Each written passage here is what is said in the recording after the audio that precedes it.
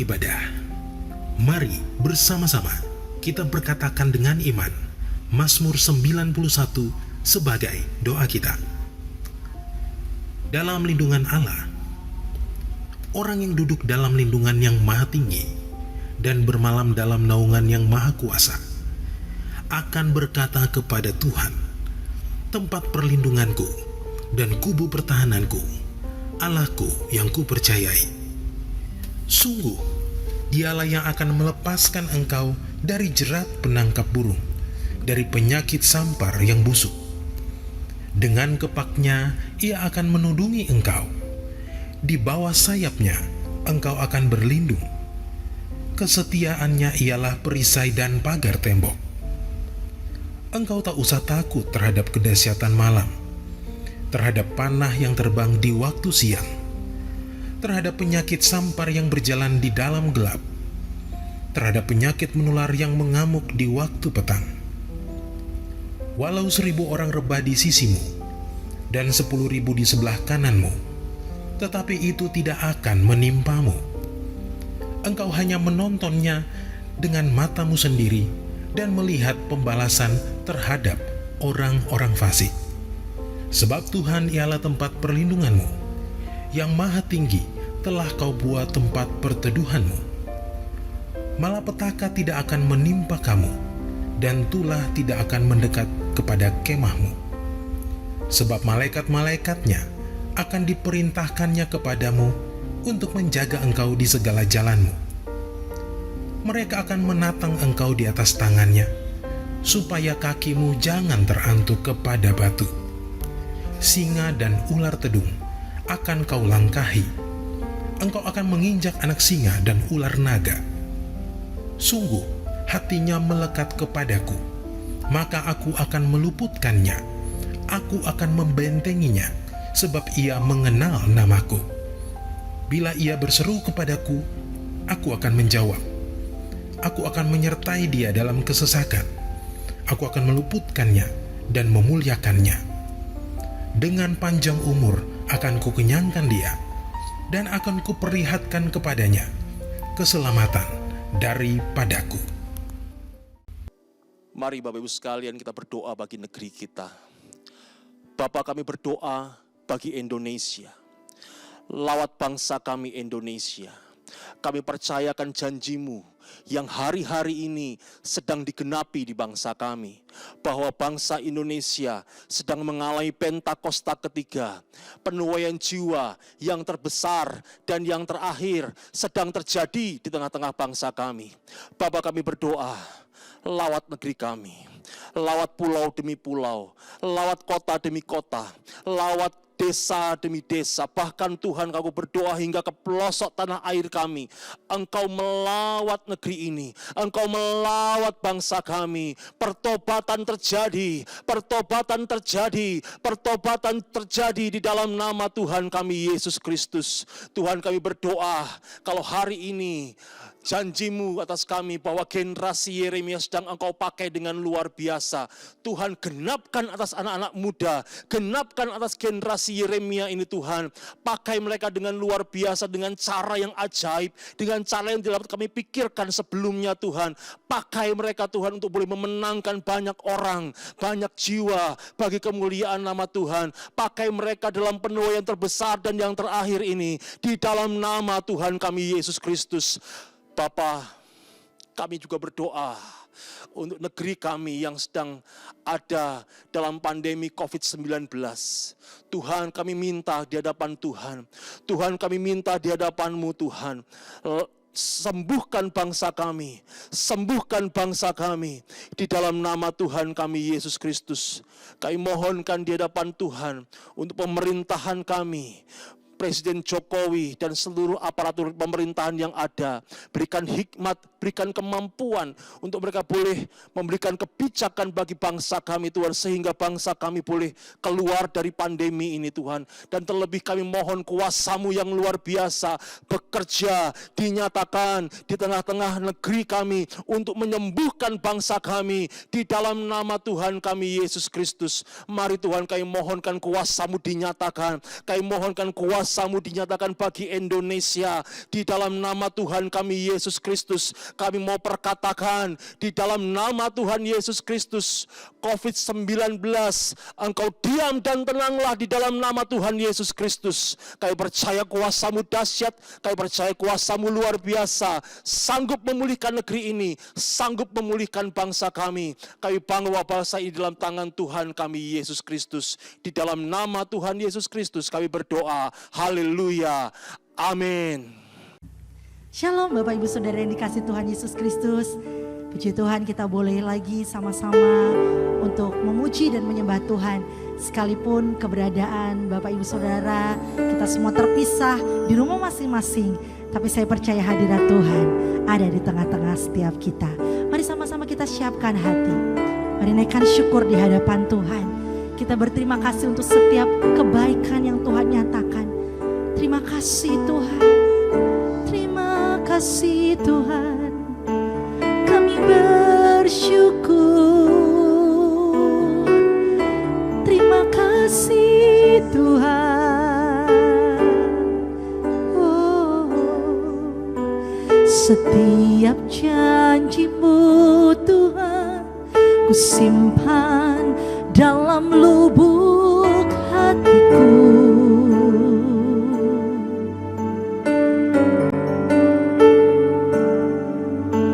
Lewati setiap masalah, tiap tetes air mata dalam hidupku.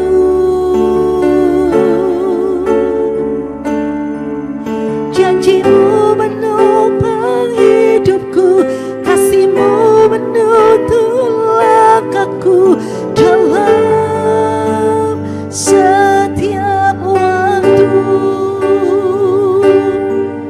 Penolongku yang aku percaya. Terima kasih Tuhan.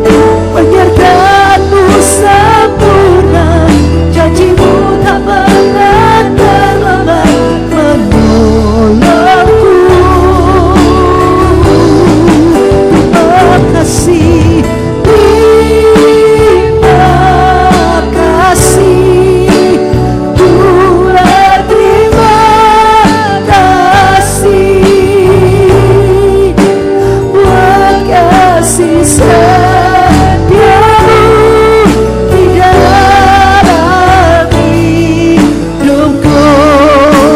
Marilah segenap hati kita katakan terima kasih.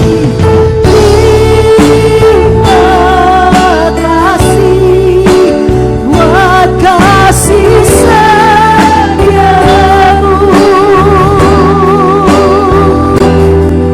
Penyertaanmu sempurna, janjimu tak pernah terlambat menolongku. Kami bersyukur Tuhan, terima kasih. Ku berterima kasih buat kasih setiamu di dalam hidupku. Buat kasih setiamu di dalam hidupku. Buat kasih setiamu di dalam hidupku.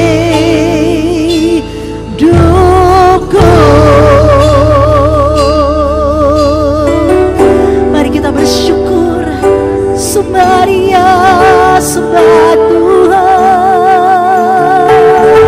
sebab besar kasih setia-Nya.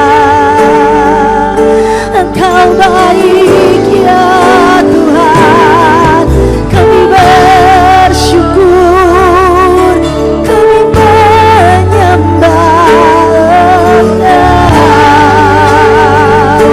Oralah basyadamu, tiaralah barala sande, yaradamu, iralah bakaralah baso.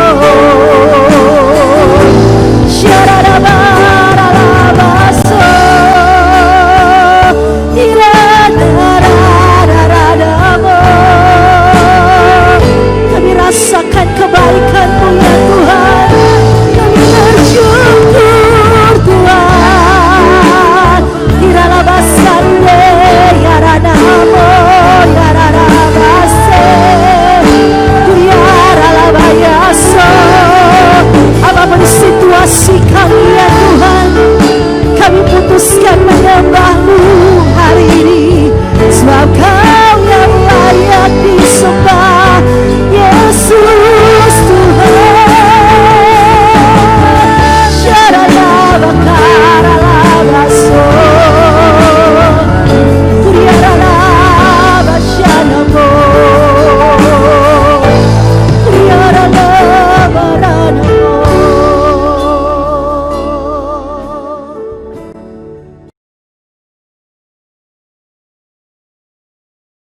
Happy Sunday semua. Tema Voice of Pentecost hari ini adalah, apakah orang Kristen pasti berbuah? Sebagai orang percaya, hidup kita harus senantiasa berbuah, agar supaya memberikan kesaksian untuk orang lain dan sebagai bukti dari hasil kerja Roh Kudus. Jadi apa itu sebenarnya buah roh? Galatia 5 ayat 22-23 berkata, tetapi buah roh ialah kasih, sukacita, damai sejahtera, kesabaran, kemurahan, kebaikan, kesetiaan, kelemah lembutan, penguasaan diri. Tidak ada hukum yang menentang hal-hal itu. Kalau kita lihat secara biologi, buah adalah sesuatu yang dihasilkan oleh sebuah pohon sebagai bagian dari proses pertumbuhannya. Buah yang dihasilkan oleh sebuah pohon ditujukan untuk menyebarkan benih, dan proses tersebut bisa melalui berbagai macam cara. Benih tersebut bisa jatuh di tanah, terbawa oleh angin, dimakan oleh binatang atau manusia, dan seterusnya. Demikian juga dengan kehidupan orang Kristen. Hidup kita beberapa kali digambarkan seperti sebuah pohon. Kita ditanam, bertumbuh, lalu menghasilkan buah. Dalam konteks kekristenan, buah roh adalah sesuatu yang keluar dari kehidupan orang percaya setelah bertumbuh dalam Kristus. Dan pada akhirnya, buah tersebut ditujukan untuk menyebarkan benih firman Tuhan kepada semua orang. Ketika seseorang lahir baru dan mempunyai iman percaya kepada Yesus sebagai juru selamat, maka orang itu akan mengalami transformasi dalam kehidupannya yang dikerjakan oleh Roh Kudus. Apabila kita mengizinkan Roh Kudus bekerja, Dia akan memberikan karunia-karunia untuk melayani dan memanifestasikan sifat-sifat Allah melalui perilaku kehidupan kita, orang percaya. Sebab buah roh bukanlah sifat alamiah, melainkan karakter orang percaya yang diperbaharui karena melekat kepada Kristus. Dan ini merupakan sebuah tanda dari kedewasaan rohani. Sekarang kita akan membahas beberapa pertanyaan yang sering dibicarakan seputar buah roh.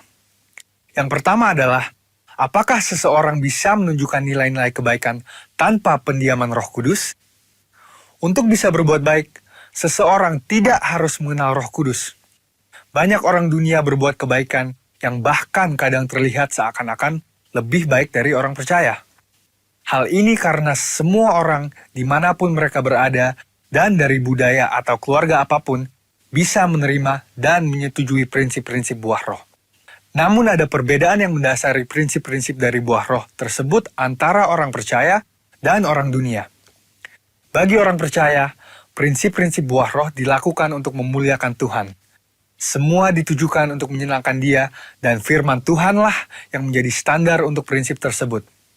Tetapi untuk orang dunia, yang hidupnya dikuasai oleh kedagingan dan tidak didiami serta dituntun oleh Roh Kudus, prinsip perbuatan baiknya didasari oleh pemahaman orang itu sendiri dengan motif yang berbeda-beda. Pertanyaan yang kedua adalah, apakah orang yang kelihatan berbahasa roh pasti menunjukkan buah roh dalam kehidupannya?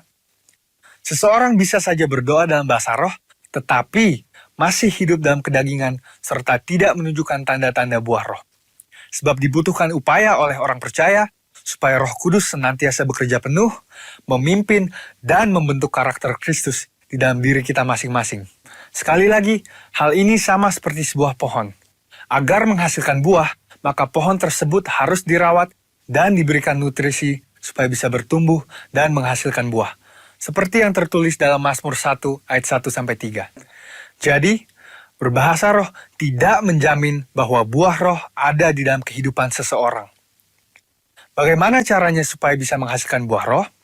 Kita harus melakukan disiplin rohani seperti bersaat teduh, berdoa, berbahasa roh, merenungkan firman Tuhan, bersekutu dalam kul, ikut pelayanan, membantu orang percaya untuk dapat hidup dalam pimpinan Roh Kudus, dan memberikan pelajaran praktis, sehingga mereka pun dapat menghasilkan buah roh dalam kehidupan mereka. Pertanyaan yang ketiga adalah, apa dampak buah roh dalam kehidupan orang percaya? Sama seperti buah yang berasal dari pohon tidak dimakan dan dinikmati oleh pohonnya sendiri, demikian juga halnya dengan buah roh.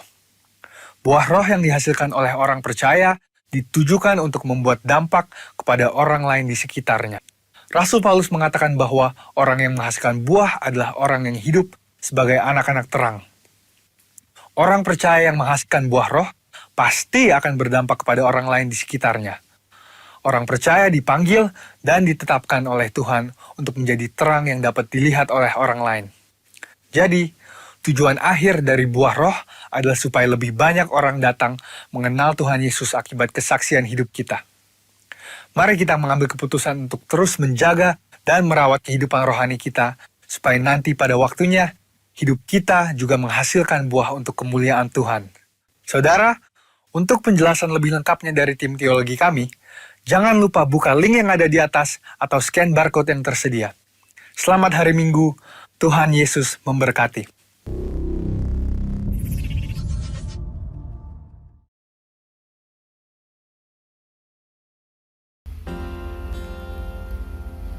Sebelum lebih lagi kita masuk dalam pujian, penyembahan, dan firman Tuhan, mari bersama-sama kita deklarasikan Pentakosta ketiga.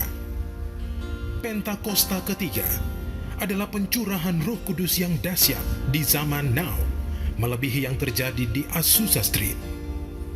Pentakosta ketiga akan mengakibatkan penuaian jiwa yang terbesar dan terakhir sebelum Tuhan Yesus datang kembali. Pentakosta ketiga akan membangkitkan generasi Yeremia, yaitu anak-anak muda yang dipenuhi Roh Kudus, cinta mati-matian kepada Tuhan Yesus, tidak kompromi terhadap dosa, dan akan bergerak untuk memenangkan jiwa. Pentakosta ketiga lahir di Indonesia yang bergerak ke bangsa-bangsa. Gerakan ini dari timur ke barat dan akan kembali ke Yerusalem. Pentakosta ketiga akan memberikan kuasa untuk menyelesaikan amanat agung, dan setelah itu Tuhan Yesus datang kembali.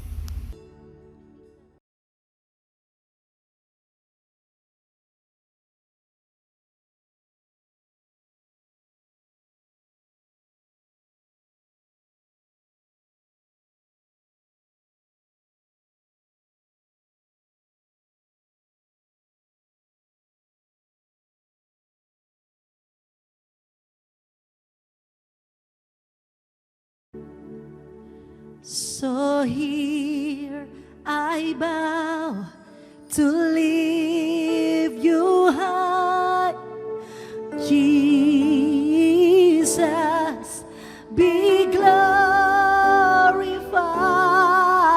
in all things. For all my life I am yours, forever yours. So here I bow to lift you high, oh Jesus, be glorified in all things. For all my life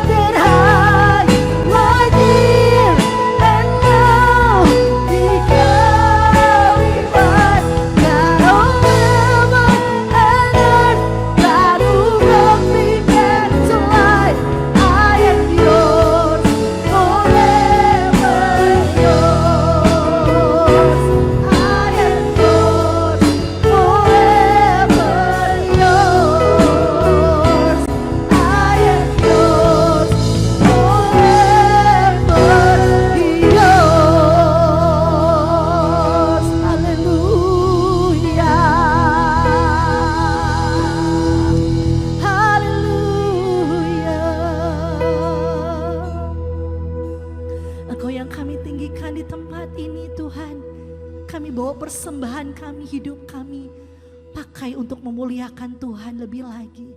Terima kasih Tuhan, kami siap buka hati untuk dengar kebenaran firman Tuhan. Berkati kami di dalam nama Tuhan Yesus Kristus. Haleluya. Amin. Shalom Bapak Ibu Saudara yang dikasihi Tuhan, puji Tuhan hari ini kita sampai di minggu pertama bulan ke-12. Wow, luar biasa. Saudara yang dikasihi Tuhan, dahsyat Tuhan menyertai kita semua, memimpin kita, dan penyertaan Tuhan yang sempurna terus setia bersama-sama dengan kita. Baik, hari ini saudara yang dikasihi Tuhan kita mau dengar firman.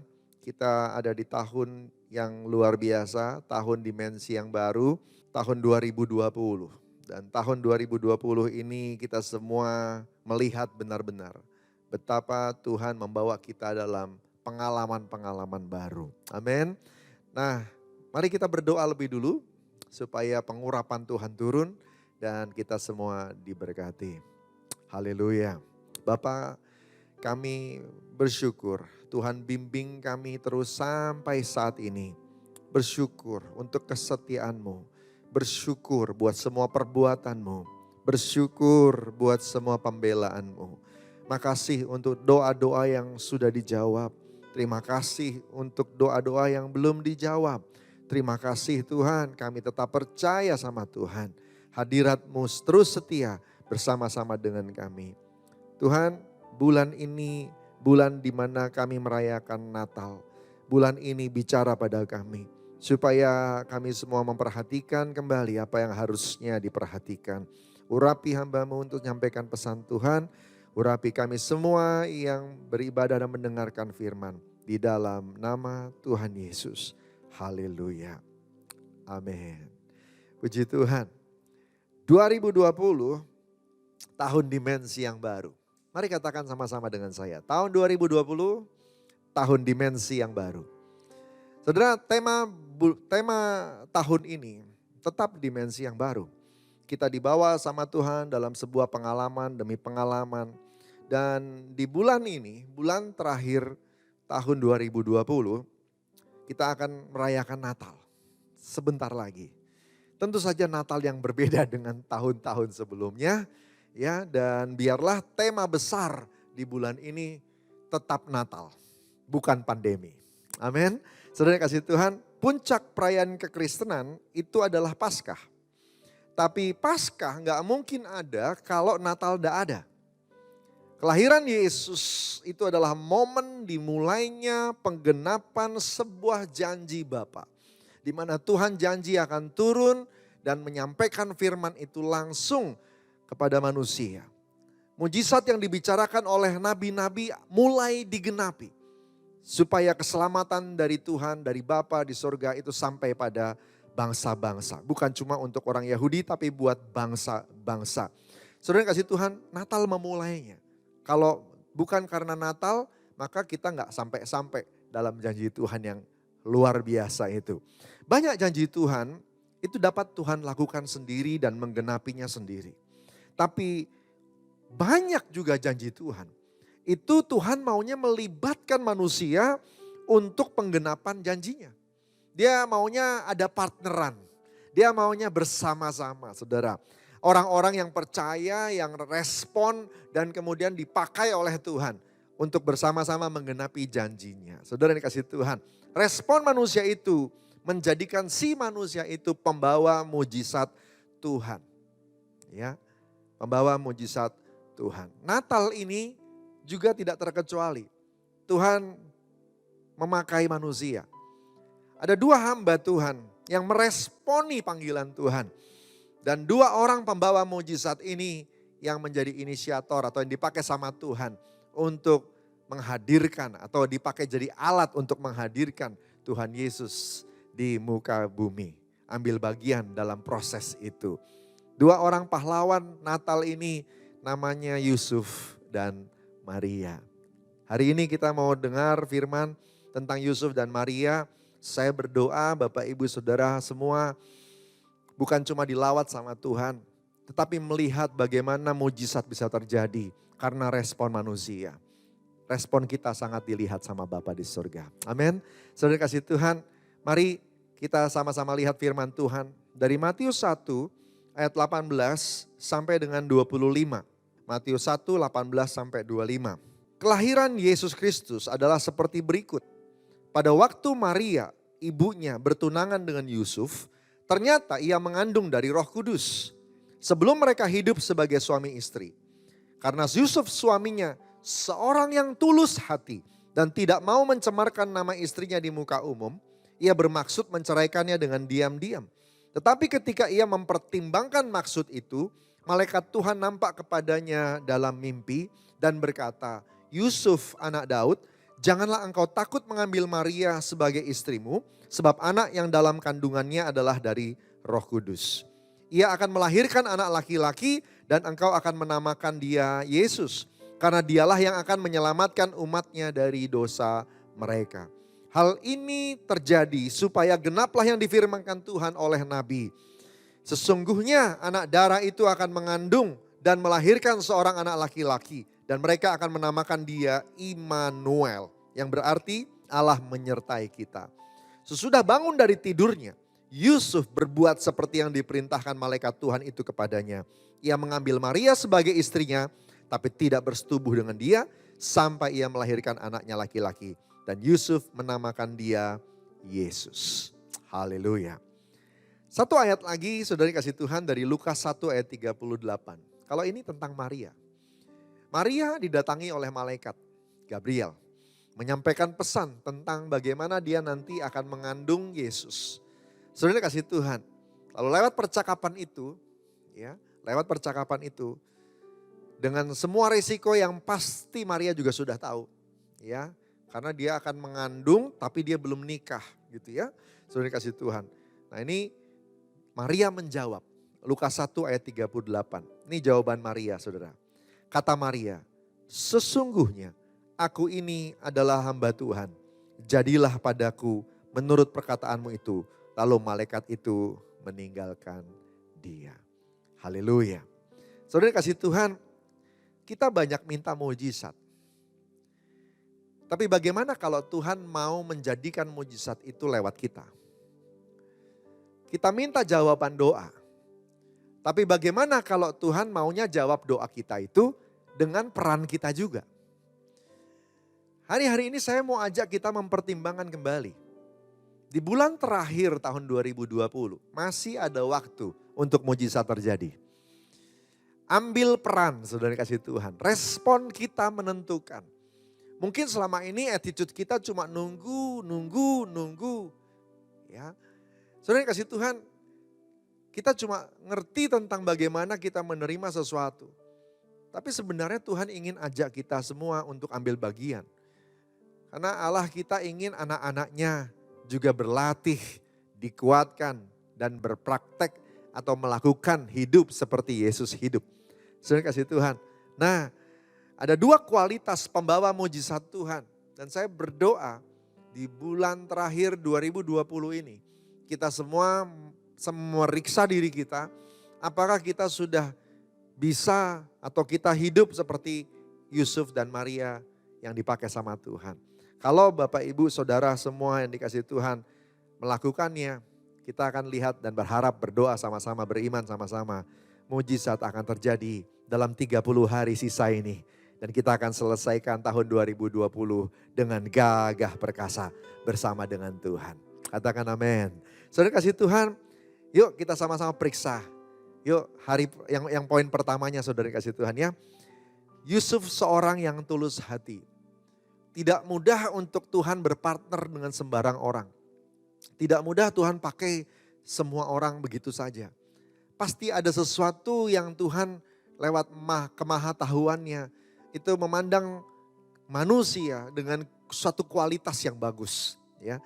Nah kualitas seperti apa sih yang dimiliki oleh hamba-hamba Tuhan yang luar biasa ini? Tuhan pakai Musa. Ternyata Musa punya kualitas rendah hati, lemah lembut. Mudah dituntun, mudah dibentuk. Tuhan pakai Daud, ternyata Daud punya kualitas yang dekat sama Tuhan. Kalau salah ditegur mudah bertobat. Sudah dikasih Tuhan. Ya, semua punya kualitas yang tertentu yang membuat Tuhan bisa pakai mereka.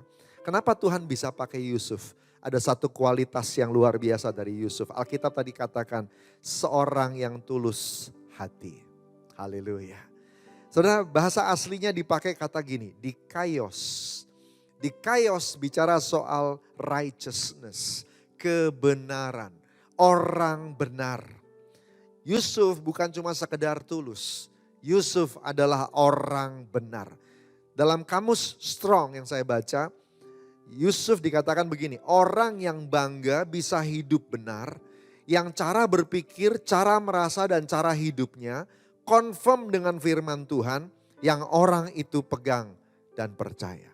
Jadi kebanggaannya justru ketika dia bisa hidup dengan firman Tuhan. Waktu dia bisa berjalan melakukan firman Tuhan, berpikir seperti firman Tuhan, merasa seperti apa yang firman Tuhan ajarkan, ternyata orang seperti ini dikatakan dikaios, orang benar. Yusuf punya kualitas ini, sudah dikasih Tuhan. Dia orang yang mudah dituntun sama Tuhan. Dia punya passion untuk menggenapi rencana Tuhan. Gak sembarangan dia mau lakukan sesuatu. Yang dia mau lakukan itu adalah harus yang dari Tuhan. Dan ini tidak mungkin dimiliki kalau dia tidak belajar dan hidup pelan-pelan sesuai dengan apa yang Alkitab ajarkan.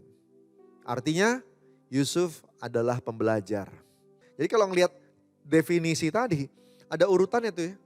Berarti dia suka baca firman, dia suka belajar, lalu apa yang dia pelajari dia lakukan. Dan kalau dia salah dia bertobat dan dia perbaiki, dia progresif, dia pegang dan terus dia hidup di dalamnya. Orang yang tipe kayak begini, itu yang dikatakan dikaios. Orang yang punya kualitas righteous, orang benar. Dimanapun Anda berada saat ini, apakah Anda sudah termasuk seperti Yusuf, orang-orang dikaios, orang-orang yang punya passion melakukan kebenaran. Jelas ada masalah ketika dia tahu Maria mengandung padahal mereka belum melakukan apa-apa dan belum menikah. Jelas itu tidak benar. Gitu. Nah karena tidak benar maka Yusuf ingin supaya tidak mencemarkan nama baik Maria, dia pisah baik-baik begitu ya. Tapi saudara begitu dia tahu bahwa ini semua perbuatan Tuhan. Begitu dia tahu dia dapat pesan lewat mimpi dengan zeal, dengan semangat, dengan gairah. Saudara dikasih Tuhan, dia mau melakukannya. Orang ini bangga kalau bisa melakukan sesuatu yang dari Tuhan. Halo anak Tuhan, apakah engkau bisa bangga untuk melakukan hal-hal yang mungkin kelihatannya di mata manusia bodoh. Tapi engkau tahu dan percaya bahwa itu Tuhan yang suruh. Yusuf punya kualitas seperti ini. Bayangkan saudara, orang ini membangun hubungan atau membangun cinta, hubungan kasih dengan seorang wanita. Dan kemudian saudara dikasih Tuhan, suatu hari dia dapat kabar ya bahwa wanita yang dia cintai mengandung padahal mereka tidak berbuat apa-apa. Ya. Tapi begitu dia tahu bahwa ini Tuhan, saudara, dia percaya. Dan untuk itu dia siap bayar harga. Tadi ayat firman Tuhan berkata begini, ayat ke-24 ya. Sesudah bangun dari tidurnya, Yusuf berbuat seperti yang diperintahkan malaikat Tuhan itu kepadanya. Ia mengambil Maria sebagai istrinya, tapi tidak bersetubuh dengan dia sampai ia melahirkan anaknya laki-laki. Dia tahu loh bahwa dia harus jaga kekudusan Maria. Dia jaga semuanya sampai akhir. Dan Yusuf menamakan dia Yesus. Persis seperti yang disuruh sama malaikat. Dia punya passion untuk melakukan itu. Dia punya passion untuk melakukan itu. Walaupun menurut kacamata manusia itu bodoh. Itu gak benar dan sebagainya saudara. Tapi kalau dia udah tahu itu dari Tuhan, oh dia akan jalan. Kualitas yang seperti ini yang dicari sama Tuhan untuk bekerja sama menggenapi janjinya. Anak-anak Tuhan, apakah engkau siap melihat mujizat terjadi lewat hidupmu yang dipakai sama Tuhan? Jadilah orang yang punya kualitas seperti ini, saudara kasih Tuhan. Kata kuncinya untuk bisa memiliki kualitas seperti ini, cuma dua. Belajar dan progresif. Belajar terus dan bertumbuh dan berbuah. Progresif itu artinya gini, bertumbuh dan berbuah. Bertumbuh dan kemudian hasilkan sesuatu. Progresif, ya. Belajar dan progres. Belajar, progres. Belajar, progres. Mungkin hari ini belum sempurna, tapi belajar dan progres. Dan kemudian dalam beberapa waktu ke depan, saudara dikasih Tuhan, Anda akan lebih baik, lebih baik, lebih baik. Ada satu hamba Tuhan di Kisah Rasul yang semangat sekali, mirip seperti Yusuf. Dan saya tahu Tuhan pakai dia dengan luar biasa, namanya Paulus. Paulus, dia responi panggilan Tuhan. Dia semangat sekali, tiap kali Tuhan tuntun apa dia jalanin saudara.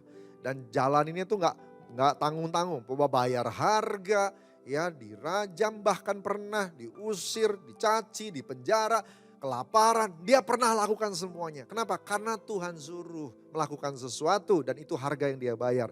Dia punya semangat melakukan apa yang dia percaya Tuhan suruh. Nah, tetapi saudara dikasih Tuhan, dia juga harus belajar tentang pengampunan. Dia juga harus belajar tentang memberi kesempatan. Dia harus belajar juga karena dia gak sempurna. Dia harus belajar juga tentang pastoral, pengembalaan, mementor, memberi kesempatan kepada orang-orang yang baru belajar. Gitu. Ada satu kejadian di mana dia dikecewakan atau ditinggal sama seorang bernama Markus, saudara kasih Tuhan. Dan Barnabas coba ngasih tahu, jangan begitu, jangan terlalu keras, jangan terlalu marah dan sebagainya. Kali pertama itu saudara kasih Tuhan, Paulus marah, biarin aja, nggak usah bergabung lagi. Kalau mau pergi aja, ya. Kenapa? Karena memang dia punya semangat untuk melakukan firman Tuhan. Tapi apa yang terjadi? Ketika waktu-waktu kemudian dia mulai belajar tentang hati Bapa. Dia mulai belajar tentang mengampuni. Dia mulai belajar bahwa kadang-kadang ada orang yang sekali diajar tidak bisa langsung taat. Ada orang yang kadang-kadang sudah dengar suara Tuhan tapi belum bisa melakukan. Sampai dia harus belajar lagi untuk kembali taat sama Tuhan. Ya, harus ada dikasih kesempatan. Kalau saudara baca surat Paulus di akhir hidupnya, dia katakan begini, tolong panggil kembali Markus supaya dia bisa menemani aku dalam pelayananku di hari-hari terakhir. Wow, saudara dikasih Tuhan. Jadi Paulus yang hebat itu pun bertumbuh. Pertanyaannya hari ini, apakah engkau termasuk orang yang mau bertumbuh, yang mau dipakai Tuhan dan kemudian berubah? Kalau engkau mau, engkau bisa loh dipakai sama Tuhan untuk melakukan mujizat. Amin saudara. Bapa, engkau mengenalku lebih dari siapapun. Engkau tahu ceritaku dan isi hatiku. Tak peduli masa lalu, engkau tetap memilihku. Ubahkanku, sempurnakan, jadi karya yang indah.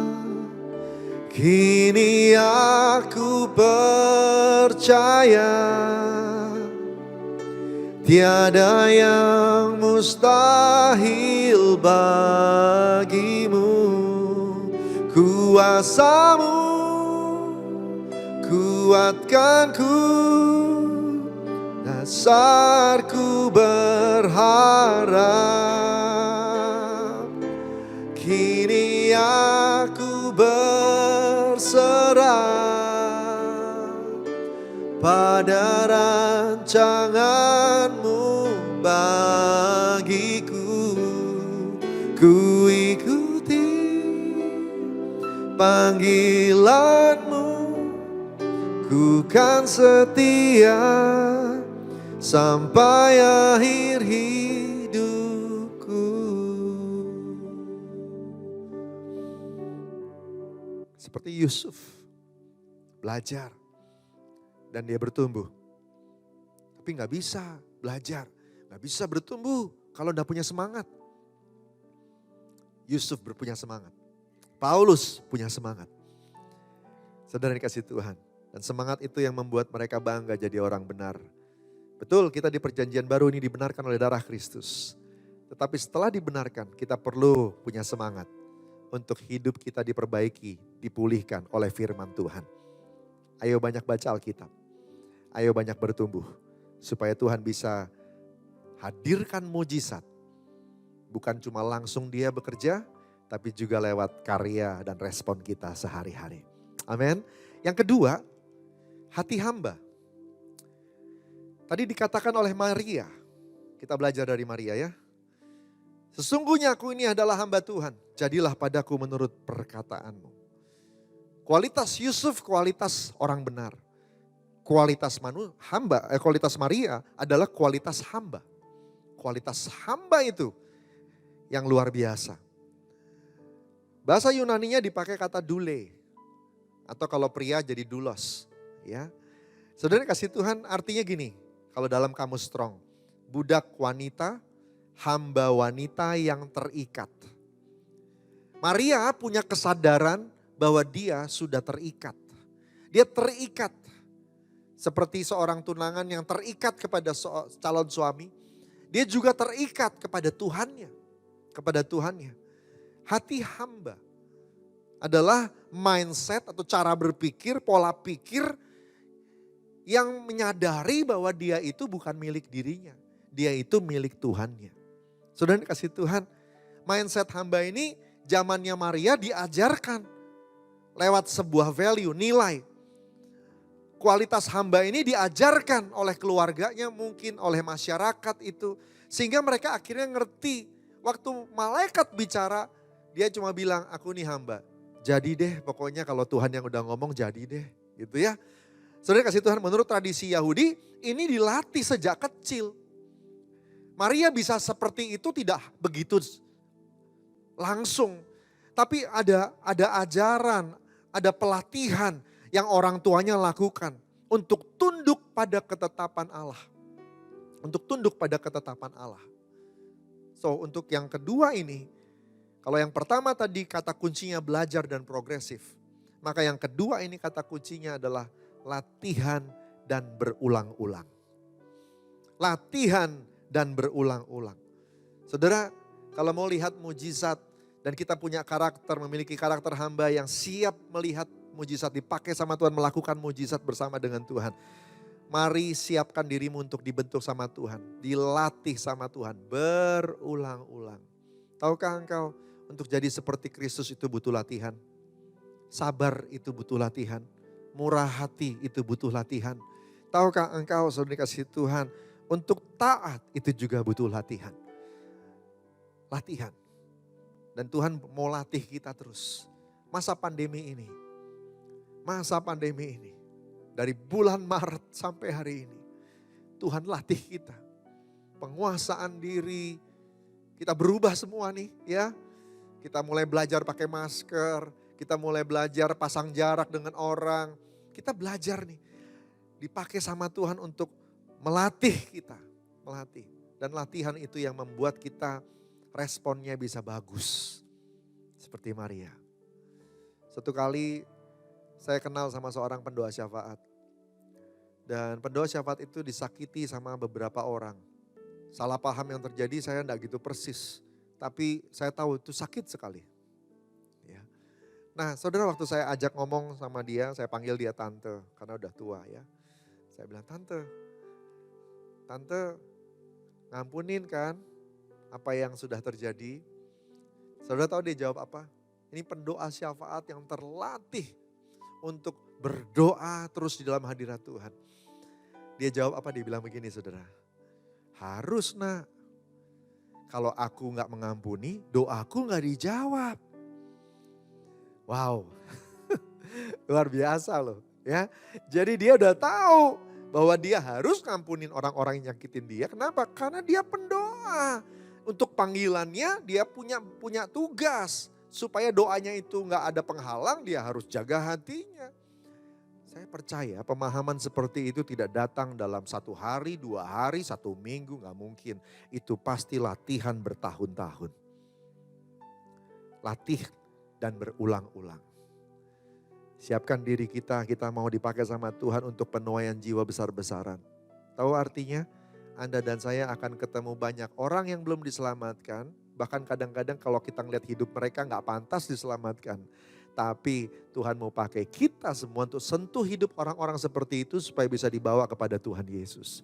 Artinya hati kita harus besar dan siap dibentuk sama Tuhan. Latih diri supaya kita bisa jadi alat Tuhan. Saya tutup dengan pertanyaan ini. Di bulan terakhir tahun 2020 ini, are you available? Apakah engkau bisa dan siap dipakai Tuhan untuk penuaian jiwa besar-besaran? Lawatan ke depan akan makin besar. Roh Kudus dicurahkan masa Pentakosta ketiga akan makin dahsyat. Tapi Tuhan butuh manusia-manusia Allah di bumi untuk dipakai dan kerjasama dengan Dia. Siapkah dirimu? Kalau siap, saudara, mari angkat tangan kita sama-sama. Supaya kita sama-sama bisa dilawat sama Tuhan, dipenuhi Roh Kudus, dilatih sama Tuhan dan belajar progresif. Seiring dengan pertumbuhan rohani kita yang makin cepat ke depan, kita akan banyak lihat mujizat, janji-janji Tuhan digenapi. Amin saudara, haleluya. Hidupku dalam tangan-Mu, oh Yesus. Setiap langkah Kau tetapkan bagiku. Walau kadang ku tak dapat mengerti jalan-Mu, tetap ku percayakan hidupku. Sebab aku ini hamba-Mu, oh Yesus. Jadilah padaku seturut firman-Mu. Engkau Tuhan yang selalu menggenapi janji-Mu. Rancangan-Mu terbaik bagiku. Yesus, ku percaya. Yesus, sungguh ku percaya. Rencana-Mu yang ajaib terjadi di dalamku. Yesus, sungguh ku percaya. Yuk kita mau berdoa sama-sama. Tuhan, ini kami semua. Kami mau dipakai sama Tuhan. Kami rindu mujizat terjadi, janji Tuhan terjadi di keluarga, di kerjaan, di hidup kami semua. Dan kami juga siap dipakai sama Tuhan untuk berpartner. Seperti Yusuf, Maria dipakai untuk jadi alat menggenapi janji-Mu. Kami juga. Sehingga janji Tuhan akan terjadi di keluarga kami, di kantor kami, di pekerjaan, di pelayanan, di kehidupan kami. Tolong kami semua. Kami juga berdoa, pakai kami semua.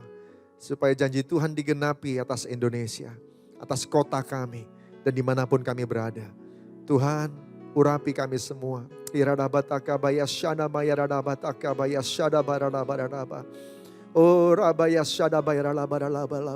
Urapi anak-anak-Mu semua Tuhan. Urapi di rumah-rumah, urapi dimanapun mereka berada. Urapi mereka semua dalam nama Yesus Tuhan. Dimanapun mereka berada, latih mereka, pakai mereka. Bawa kami, bimbing kami semua, belajar, progres. Latih kami semua berulang-ulang. Dan biar kami punya kualitas seperti yang Tuhan inginkan. Ini tolong, ini doa kami Tuhan. Tolong kami supaya bisa melakukan kehendak-Mu.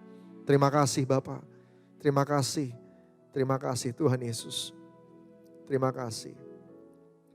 Kami nyatakan diri kami siap dipakai sama Tuhan. Biar Tuhan sendiri yang tuntun dalam langkah-langkah kami selanjutnya. Terpuji nama-Mu. Dalam nama Tuhan Yesus. Haleluya. Amin. Tuhan memberkati.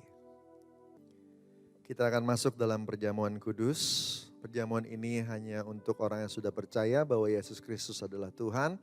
Anak-anak di bawah 12 tahun jangan dulu ambil bagian di dalamnya. Yuk siapkan hati sama-sama biar kita melakukannya dengan benar. Bapak Ibu Saudara yang dikasihi Tuhan, periksa diri kita, hati kita. Jangan ada kepahitan, jangan ada dosa. Kalau Roh Kudus ingatkan, cepat bertobat, minta ampun. Ya, kalau Roh Kudus ingatkan juga ada sakit hati, mari mulai lembutkan hati dan dengan berani mengampuni orang-orang yang menyakiti. Dan biar kita juga semuanya bisa dibenarkan kembali di hadapan Tuhan. Haleluya, haleluya. Mari kita berdoa sebentar. Ora bataka baya shada baya rada bataka baya shada baya rada bataka baya barada baya shada barala barala barala. Ora baya shika baya rada barala. Kami mau masuk dalam perjamuan kudus. Kami mau lakukan semua dengan benar ya Tuhan. Ampuni kami untuk kesalahan kami, kata-kata, pikiran, perbuatan. Tuhan, kami juga mau mengampuni semua orang yang menyakiti kami ya Tuhan. Ingatkan kami. Mari saat ini Roh Kudus ingatkan kami. Kalau ada dosa yang tersembunyi, singkapkan. Biar kami boleh bertobat dan mengampuni semua orang yang menyakiti. Ora bataka baya shada baya rada bataka baya rada barada barada barada baya shada baya rada barala barala ba. Ora baya shada baya rada bataka baya bashada barala barala ba. Ora baya rania mataka shaka baya rada barala barala ba. Terima kasih Tuhan, terima kasih. Makasih Tuhan, makasih. Sesuai dengan janji firman-Mu, 1 Yohanes 1 ayat 9. Kalau kami mengakui kesalahan kami, Engkau mengampuni kami atas semua kesalahan kami dan menyucikan kami dari segala kejahatan. Terima kasih Bapa, terima kasih Tuhan Yesus. Kami siap ambil bagian dalam perjamuan kudus ini. Haleluya. Mari Bapak Ibu Saudara yang dikasihi Tuhan, ambil roti yang kita sudah siapkan. Di tangan kanan kita pegang. Kita angkat tinggi-tinggi. Sebab apa yang telah kuteruskan kepadamu, telah aku terima dari Tuhan, yaitu bahwa Tuhan Yesus pada malam waktu diserahkan mengambil roti, dan sesudah itu ia mengucap syukur atasnya, ia memecah-mecahkannya dan berkata, inilah tubuhku yang diserahkan bagi kamu, perbuatlah ini jadi peringatan akan aku. Sesuai dengan kasih Tuhan, bukankah roti yang kita pecah-pecahkan ini adalah persekutuan dengan tubuh Kristus? Mari makan dalam nama Yesus.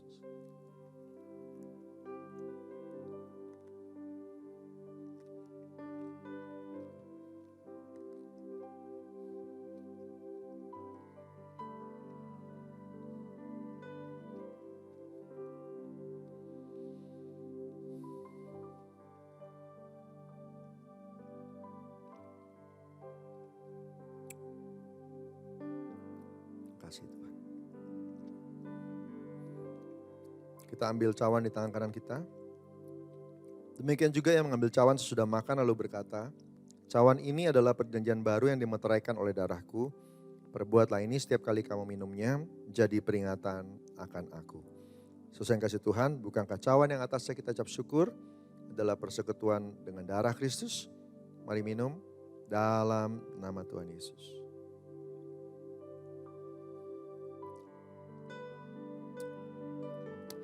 Angkat syukur buat Tuhan. Angkat syukur buat Tuhan. Syada bayarani amayasya. Haleluya. Syada bayarani amayasando. Haleluya.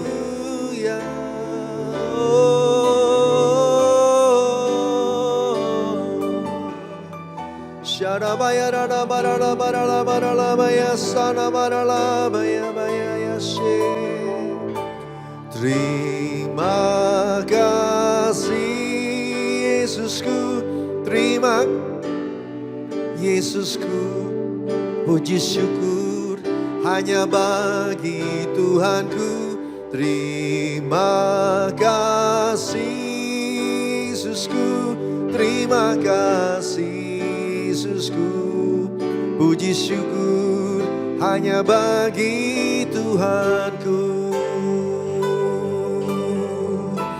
Terima kasih Yesusku, terima kasih Yesusku. Puji syukur hanya bagi Tuhanku. Terima kasih Yesusku, terima kasih Yesusku. Puji syukur hanya bagi Tuhanku. Puji syukur hanya bagi Tuhanku. Oh, puji syukur hanya bagi Tuhanku.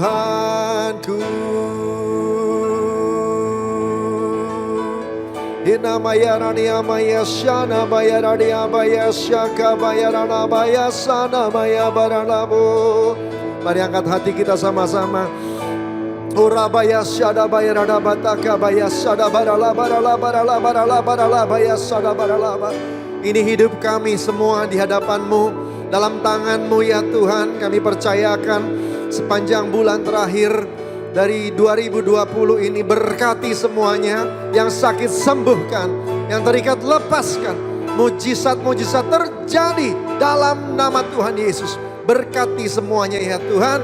Berikan terobosan, berikan terobosan, berikan terobosan dalam nama Yesus Tuhan. Dalam nama Yesus nyatakan mujizat-Mu Tuhan. Terima kasih Abah, terima kasih Tuhan, terima kasih, terima kasih. Terima kasih, anugerah-Mu berlimpah-limpah dalam nama Tuhan Yesus. Haleluya. Amin. Kita akan menerima doa berkat.